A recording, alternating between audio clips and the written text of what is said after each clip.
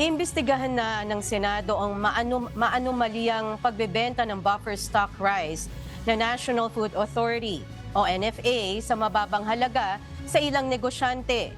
Ayon kay Senate Committee on Agriculture and Food Chairman Senator Cynthia Villar, isang resolusyon ang babalangkasin nila para maimbestigahan na agad ang issue. Binigyan din ng senadora na sa mahihirap dapat ibinebenta ang NFA rice at hindi sa mga trader.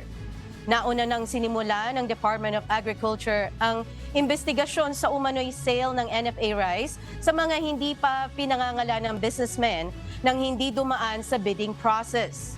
Pakinggan natin ang pahayag ni Senate Committee on Agriculture and Food Chairman Senator Cynthia Villar. Mag-i-investigate kami dyan. Kasi I have personal experience with regards to that. Kaya hindi ako happy dyan. Matagal na yon. It's not a new findings. Hindi ba kaya ako pinasang rice tarification law?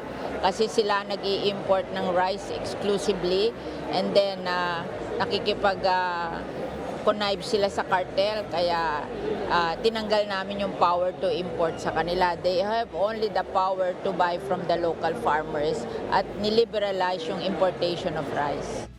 You should sell to the people na nangangailangan kasi subsidized ng government yan mura. Hindi yan ibinibigay sa trader, binibigay yan sa mga tao para makamura yung mga tao, yung mahihirap na makabili sila ng rice na mura.